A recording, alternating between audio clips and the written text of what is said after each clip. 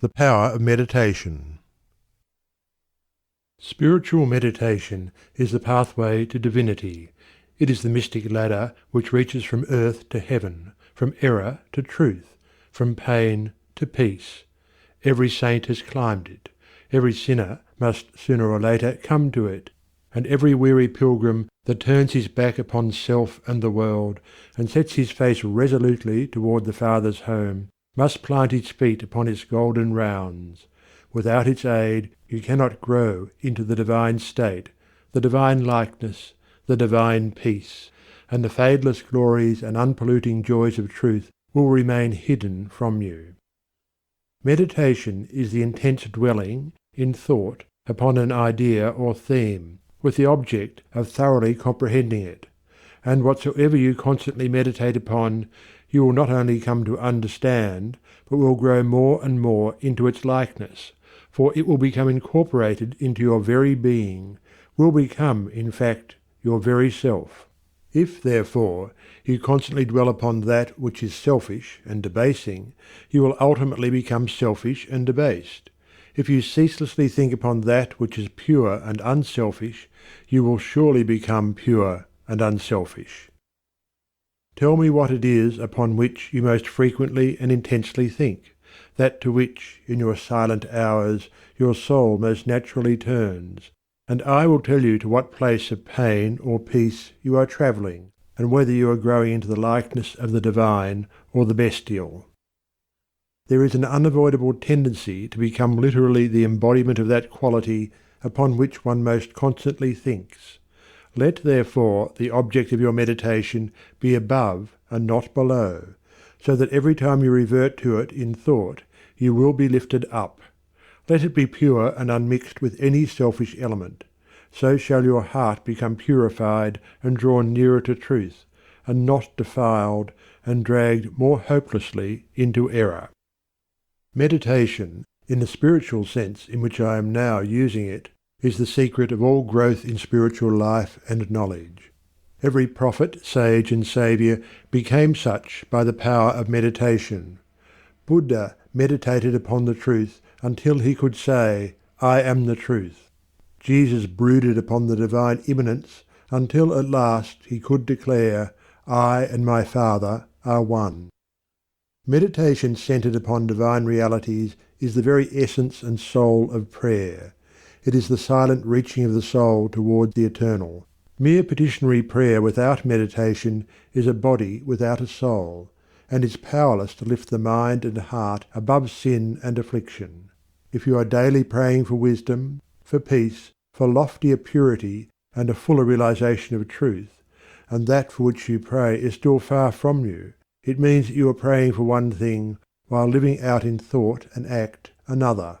If you will cease from such waywardness, taking your mind off those things the selfish clinging to which debars you from the possession of the stainless realities for which you pray, if you will no longer ask God to grant you that which you do not deserve, or to bestow upon you that love and compassion which you refuse to bestow upon others, but will commence to think and act in the spirit of truth, you will, day by day, be growing into those realities, so that ultimately you will become one with them.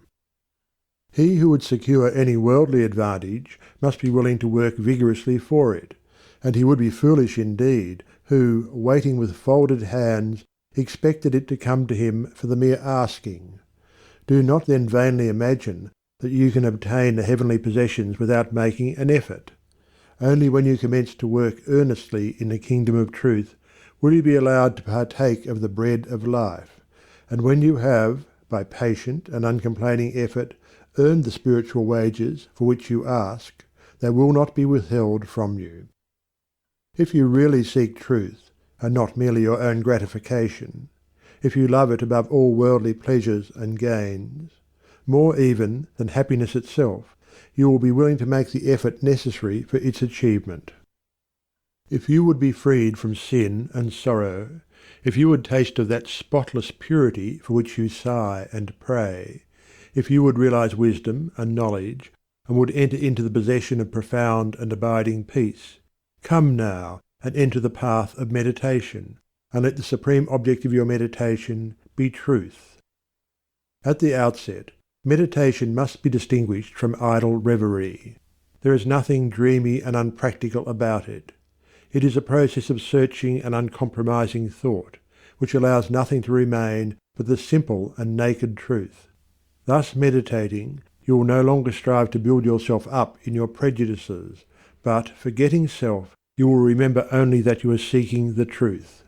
And so you will remove, one by one, the errors which you have built around yourself in the past, and will patiently wait for the revelation of truth, which will come when your errors have been sufficiently removed. In the silent humility of your heart, you will realize that there is an inmost centre in us all where truth abides in fullness, and around, wall upon wall, the gross flesh hems it in. This perfect, clear perception, which is truth, a baffling and perverting carnal mesh blinds it, and makes all error.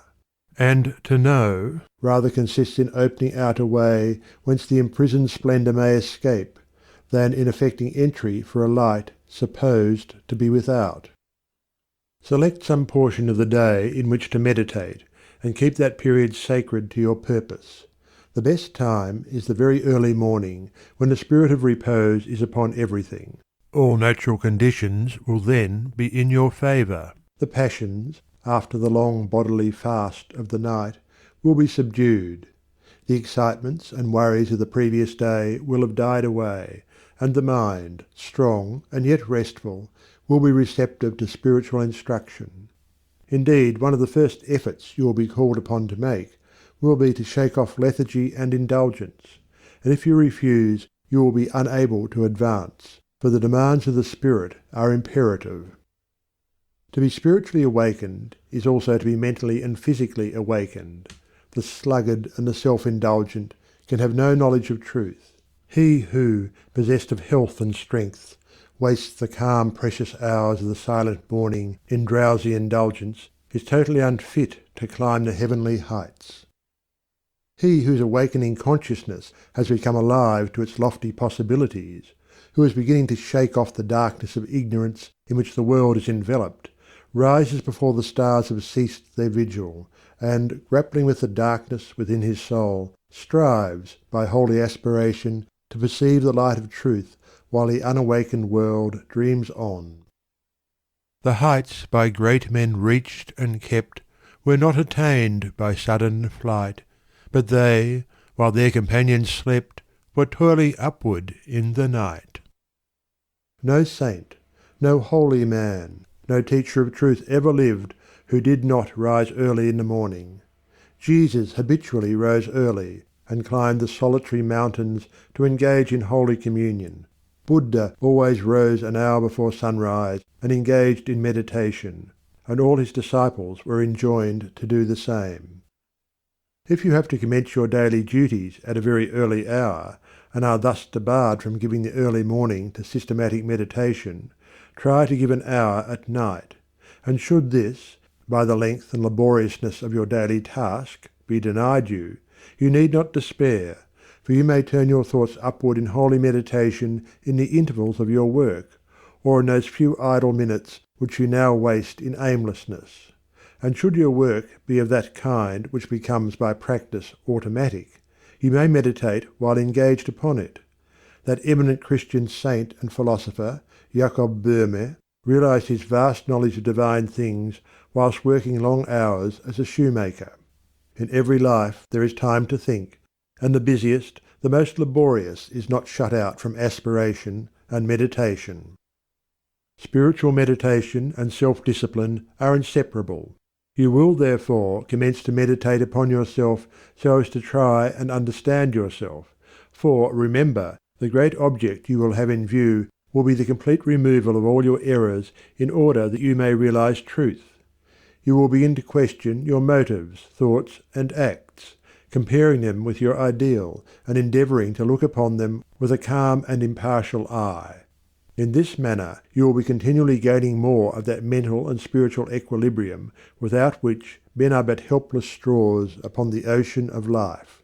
If you are given to hatred or anger, you will meditate upon gentleness and forgiveness, so as to become acutely alive to a sense of your harsh and foolish conduct.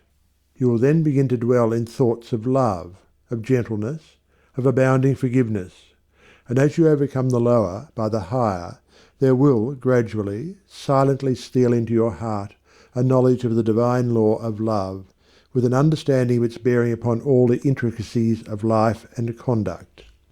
And in applying this knowledge to your every thought, word, and act, you will grow more and more gentle, more and more loving, more and more divine.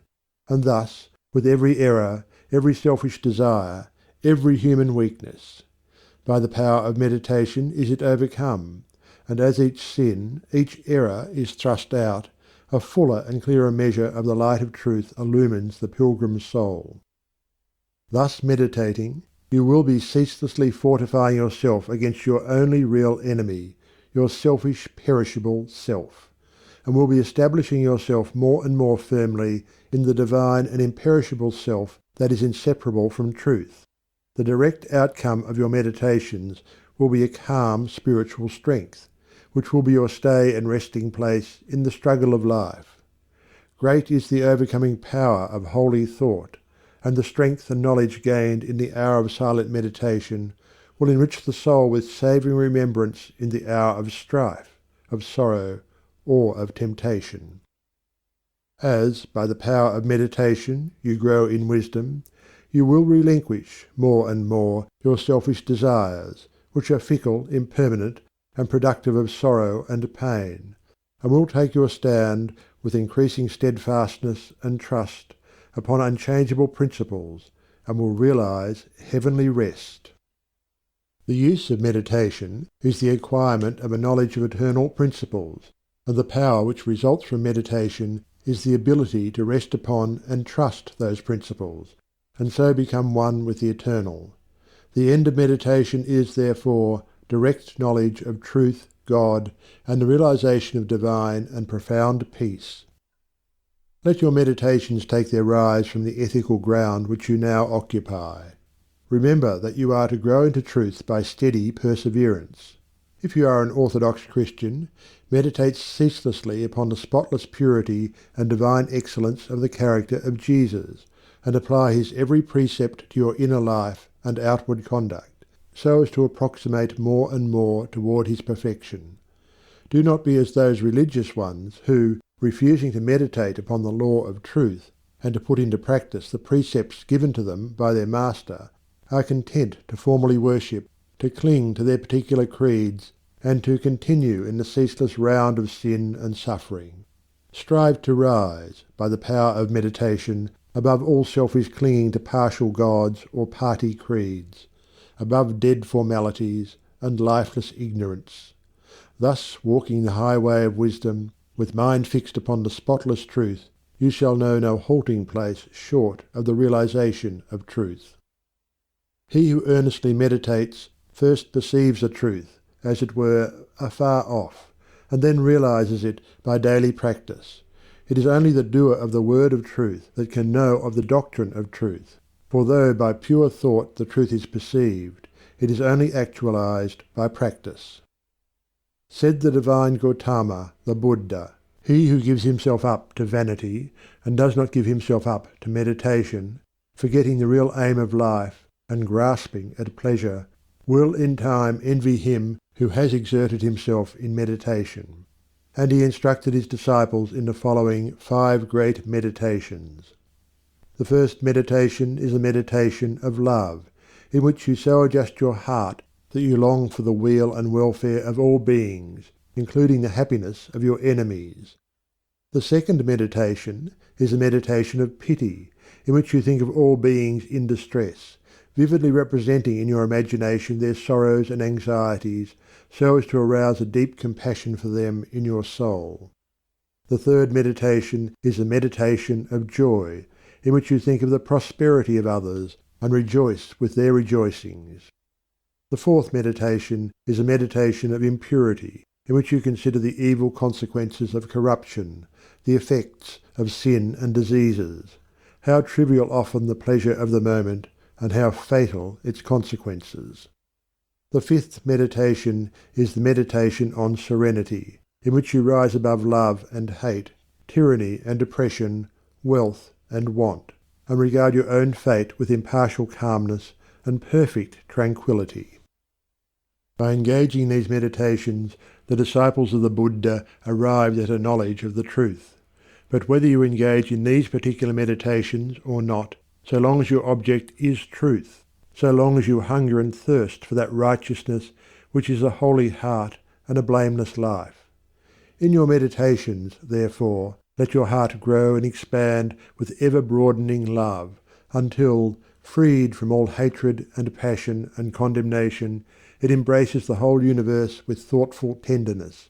As the flower opens its petals to receive the morning light, so open your soul more and more to the glorious light of truth. Soar upward upon the wings of aspiration. Be fearless, and believe in the loftiest possibilities. Believe that a life of absolute meekness is possible. Believe that a life of stainless purity is possible. Believe that a life of perfect holiness is possible. Believe that the realization of the highest truth is possible. He who so believes climbs rapidly the heavenly hills, whilst the unbelievers continue to grope darkly and painfully in the fog-bound valleys. So believing, so aspiring, so meditating, divinely sweet and beautiful will be your spiritual experiences, and glorious the revelations that will enrapture your inward vision. As you realize the divine love, the divine justice, the divine purity, the perfect law of good or God, great will be your bliss and deep your peace. Old things will pass away, and all things will become new. The veil of the material universe, so dense and impenetrable to the eye of error, so thin and gauzy to the eye of truth, will be lifted, and the spiritual universe will be revealed. Time will cease, and you will live only in eternity. Change and mortality will no more cause you anxiety and sorrow, for you will become established in the unchangeable, and will dwell in the very heart of immortality. Star of Wisdom.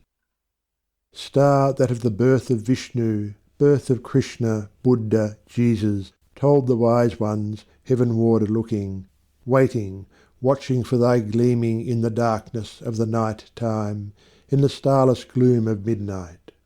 Shining herald of the coming of the kingdom of the righteous, teller of the mystic story of the lowly birth of Godhead in the stable of the passions, in the manger of the mind-soul. Silent singer of the secret of compassion deep and holy, to the heart with sorrow burdened, to the soul with waiting weary. Star of all-surpassing brightness, thou again dost deck the midnight, thou again dost cheer the wise ones watching in the credal darkness.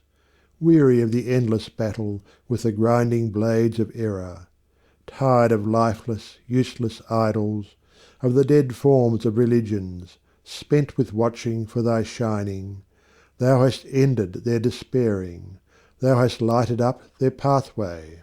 Thou hast brought again the old truths to the hearts of all thy watchers, to the souls of them that love thee thou dost speak of joy and gladness, of the peace that comes of sorrow.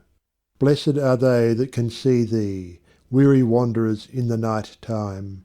Blessed they who feel the throbbing, in their bosoms feel the pulsing of a deep love stirred within them by the great power of thy shining. Let us learn thy lesson truly. Learn it faithfully and humbly.